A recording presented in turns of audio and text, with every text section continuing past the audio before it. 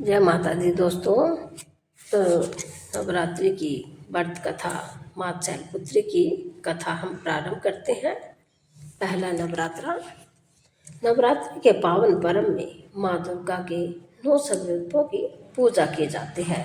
तो इन 9 रूपों में पहला स्वरूप है माँ शैलपुत्री। नवरात्रि के पहले दिन भक्तजन पूरी श्रद्धा और भक्ति के साथ माँ शैलपुत्री की पूजा करते हैं। शैल का अर्थ है पर्वत और पुत्री का अर्थ है बेटी। इसीलिए माँ शैलपुत्री को पर्वतराज हिमालय की पुत्री कहा जाता है। तो माँ शैलपुत्री की कथा बहुत ही अद्भुत और प्रेरणादायक है, जो हमें भक्ति, त्याग और आत्मसम्मान का संदेश देती है। यह कथा माँ के पर्व जन्म से शुरू होती है। सती का जन्म और विवाह। प्राचीन समय में राजा दक्ष प्रजापति थी, जो ब्राह्मण ब्रह्मा जी के पुत्र माने जाते थे। उनके यहाँ एक दिव्य और अत्यंत सुंदर कन्या का जन्म हुआ। इस कन्या का नाम सती रखा गया। बचपन से ही सती भगवान शिव की परम भगत थी। वे दिन रात भगवान शिव का ध्यान करती थी और मन ही मन उन्हें अपना पति मान चुके थे। समय बीतता गया और सती बड़ी होने लगी। उनकी भक्ति और तपस्या देखकर देवताओं को भी आश्चर्य होता था। अंततः सती की कठोर तपस्या से प्रसन्न होकर भगवान शिव ने उन्हें अपनी पत्नी के रूप में स्वीकार कर लिया। इस प्रकार सती और भगवान शिव का विवाह हुआ। लेकिन राजा दक्ष को यह विवाह पसंद नहीं था। उन्हें भगवान शिव का साधारण और तपस्वी रूप अच्छा नहीं लगता था। वे हमेशा शिव जी का अपमान करते रहते थे। दक्ष यज्ञ और सती का अपमान। एक बार राजा दक्ष ने एक बहुत बड़ा यज्ञ करने का निश्चय किया।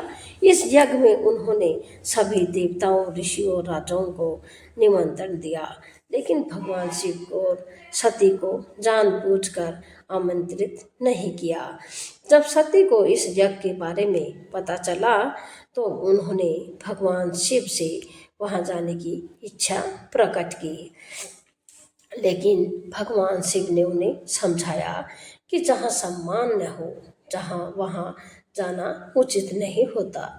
लेकिन सती का मन अपने पिता के घर जाने के लिए व्याकुल था। अंततः सती बिना निमंत्रण के ही यज्ञ में पहुंच गई। जब वे वहां पहुंची तो उन्होंने देखा कि यज्ञ में भगवान शिव का कहीं भी सम्मान नहीं किया गया है। इतना ही नहीं, राजा दक्ष ने सबके सामने भगवान शिव के बारे में अपमानजनक बातें कही। अपने पति का अपमान सती सहन नहीं कर सकी। उनका हृदय दुख और क्रोध से भर गया। उन्होंने सोचा कि जिस शरीर को उन्होंने अपने पिता के घर से पाया है, उस शरीर के साथ जीवित रहना उनके लिए उचित नहीं है। तो सती का आत्म बलिदान। सती ने यज्ञ सभा में ही भगवान शिव का सम्मान किया और कहा, जिस स्थान पर मेरे पति का अपमान होता है, वहाँ मेरे लिए जीवित रहना व्यर्थ है। तो मैं इस शरीर को त्याग रही हूँ। इसके बाद सती ने यज्ञ की अग्नि में कूदकर अपने प्राण त्याग दिए। तो यहाँ दृश्य देखकर वहाँ उपस्थित सभी लोग स्तंभ रह गए।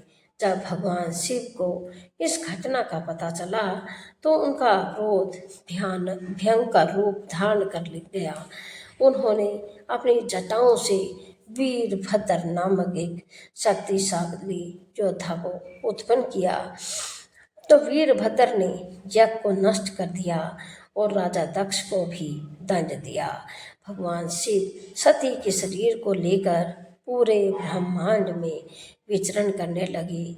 उनके इस दुख और क्रोध से पूरी सृष्टि में संकट उत्पन्न हो गया। समय बीतने के बाद सती ने पुनः जन्म लिया। तो इस बार उनका जन्म पर्वतराज हिमालय और उनकी पत्नी मैना के घर हुआ। क्योंकि वे पर्वत की पुत्री थी, इसलिए उनका नाम शैलपुत्री रखा गया। माँ शैलपुत्री बचपन से ही अत्यंत तेजस्वी और दिव्य थी।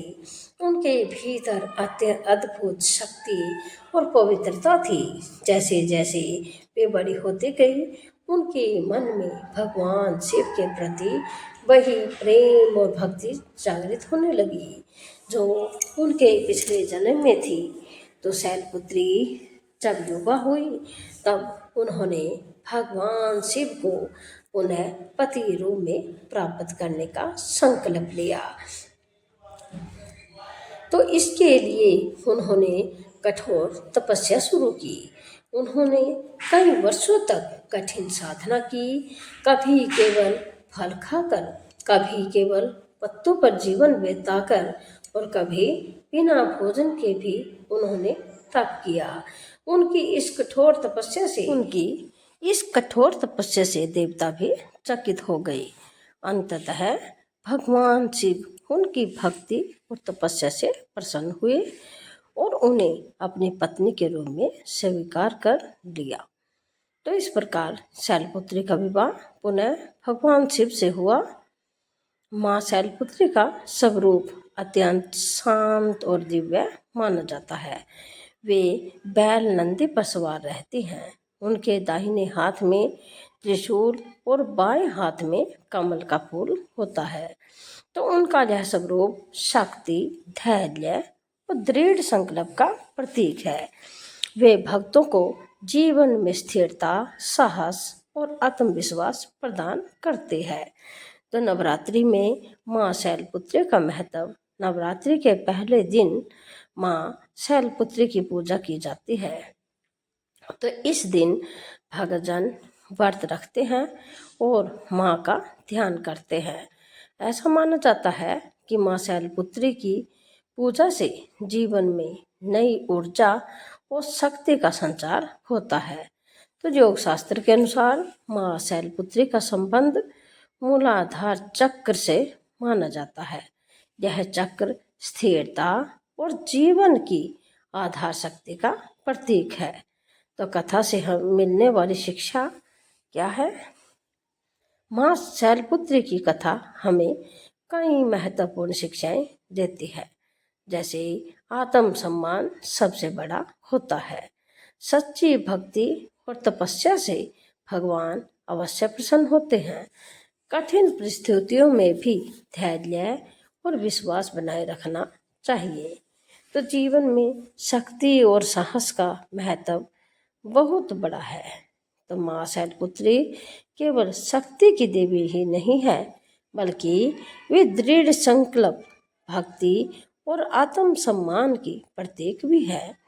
तो उनकी कथा हमें यह सिखाती है कि अगर मन में सच्ची श्रद्धा और विश्वास हो तो जीवन की हर कठिनाई को पार किया जा सकता है।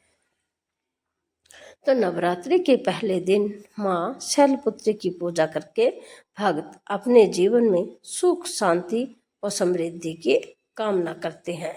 तो बोलिए जय माता दी। कल फिर मिलते हैं दूसरी कहानी के साथ।